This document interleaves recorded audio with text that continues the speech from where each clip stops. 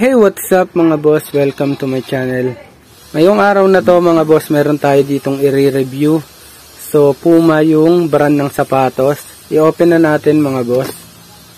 Yan oh. Wow. Ito mga boss, last pair na lang. So, ang size nito is size 7. So, ayan yung kanyang design mga boss. Ayan oh, solid. Yan, pang basketball to mga boss ha. Yung kanyang outsole mga boss, ayan, may spiky din to, then napaka makapit. So, ang ginamit na material sa kanya is rubber sole.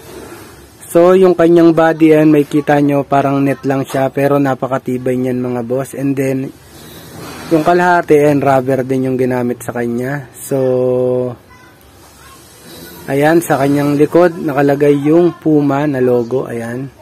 And then, yung kanyang side, ganyan yung design. Ayan o, ganda. Forma na ito mga boss. Kahit nakapantalong kayo o nakashort, bagay na bagay to. And then, pang mauling. Ayan, solid talaga. So, yung kanyang insole mga boss, check natin kung malambot. So, mga boss, yung insole nito mga boss, may katigasan. Like mga Jordan brand, talagang matitigas. Ganun siya katigas. So, ayan, pagka may fracture yung paa natin, hindi pwede yan mga boss. Pero kung wala naman kayong injury, ayan, normal yan. Magsuot lang kayo ng makapal na medyas. And then, okay na yan. Ayan, no? Yung kanyang insole mga boss, nakalagay dyan yung, siyempre, yung kanyang logo, ayan, Puma. Tapos, yung logo ng hayop, ayan. Tapos, may etiketa siya sa loob na nakadikit. So, ayan mga boss, ayan, may design rin siya na ganito. And then, yung kanyang colorway na ginamit is black, white, and red. Solid mga boss. Ayan o. Yung kanyang dila mga boss. Ayan. May Puma din dyan. And then net yung ginamit. At the same time, napaka-solid niya.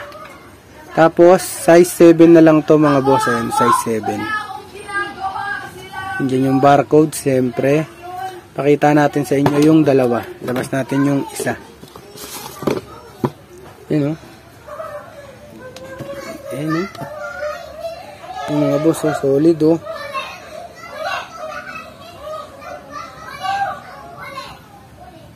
Tapos ito yung box niya.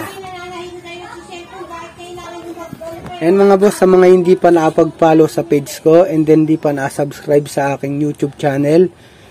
And wag niyo makalimutan mag-like and then pa-share na rin kung nagustuhan niyo yung video. Nagpapasalamat ako palagi sa mga sumusuporta at sa palaging nanonood at nag-share ng aking mga video.